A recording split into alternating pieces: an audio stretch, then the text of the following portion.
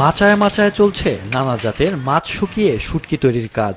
ব্রাহ্মণবাড়িয়া জেলা সদর নাসিরনগর ও আশুগঞ্জ উপজেলার লালপুর সহ নদী তীরবর্তী জনপদের প্রায় ৩০০ পরিবার এ পেশায় জড়িত। বছরের আশ্বিন থেকে চৈত্র মাস পর্যন্ত চলে তাদের ব্যস্ততা। তিতাস ও মেঘনা নদী এবং বিস্তীর্ণ হাওড়াঞ্চল থেকে পুঁটি, শোল, গজার, বাইং, ট্যাংরা, বোয়াল সহ বিভিন্ন ধরনের দেশীয় মাছ সংগ্রহ করে প্রাকৃতিক উপায়ে প্রক্রিয়াকরণ করা হয়। এ শুটকি যায় বিদেশেও। আমাদের এখানে লালপুরের বেশিরভাগ মাছাতে আপনার প্রাকৃতিক উপায়ে শুটকি হয়। আর যদিও ওয়েদারের কিছু সমস্যা হয়, সমস্যার কারণে কিছু কিছু মাছায় লবণ ব্যবহার করে, তারা শুটকিতে লবণ ব্যবহার করা হয়, কিন্তু লবণ ব্যতীত বাড়তি কোনো কেমিক্যাল বা কোনো প্রকার রাসায়নিক পদার্থ ব্যবহার করা হয় না। অন্য বছর মাছ তাহে বেশি হয়, 100 টাকা হয়, 50 টাকা হয়, এবার 20 টাকা 25 টাকা হয়, মাছ কম হয়। এক সপ্তাহ যাবত কিছু মাছ হইতেছে, এর আগে এক দেড় বই হয়েছে। প্রতি মৌসুমে এ অঞ্চলে 1 থেকে 150 কোটি টাকার শুটকি উৎপাদিত হয়। তবে এবছর মাছ পাওয়া যাচ্ছে কম, দামও বাড়তি। উৎপাদনকারীরা জানান, পুঁজি সংকটে ধুঁকতে থাকা এই শিল্পে বাড়তি চাপ সৃষ্টি করেছে মাছের চড়া দাম। ব্যবসা টিকিয়ে রাখতে হিমশিম খেতে হচ্ছে তাদের।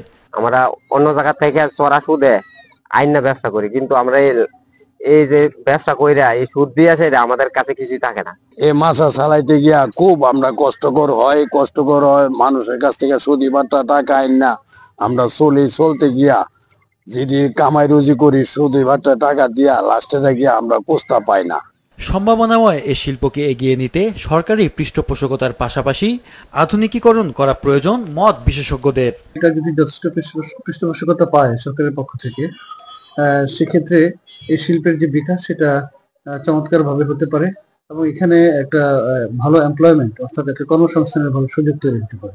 এবং পাশাপাশি আমরা দেখি যে বিগত রেকর্ড অনুযায়ী যে বৈদেশিক মুদ্রা অর্জনেও এই শিল্প একটা ভালো ভূমিকা পালন করতে পারে। এদিকে মৎস্য বিভাগ বলছে, সহজ শর্তে ঋণ দেওয়ার জন্য পেশায় জড়িতদের তালিকা তৈরির কাজ চলছে। আধুনিকীকরণেরও উদ্যোগ নেওয়া হবে। শিল্পের বিকাশ এবং প্রসারে মৎস্য বিভাগ কাজ করে যাচ্ছে। পুঁজি সংকট কমাতে সহজ শর্তে ঋণ প্রদানের তালিকা এর মধ্যে প্রস্তুত চলছে। এছাড়া এই শিল্পের আধুনিকায়নের জন্য মৎস্য অধিদপ্তর থেকে উদ্যোগ গ্রহণ করা হচ্ছে। মাছের যোগান বাড়াতে অবৈধ মাছের শিকারীদের বিরুদ্ধে অভিযান অব্যাহত রয়েছে। জেলার সম্ভাবনাময় শুটকি শিল্পকে এগিয়ে নিতে পরিকল্পিত উদ্যোগ নেবে সংশ্লিষ্ট দপ্তর, এমন প্রত্যাশা এ পেশায় জড়িতদের। মাহফুজুল হাসান, মাছরাঙা নিউজ ডেস্ক।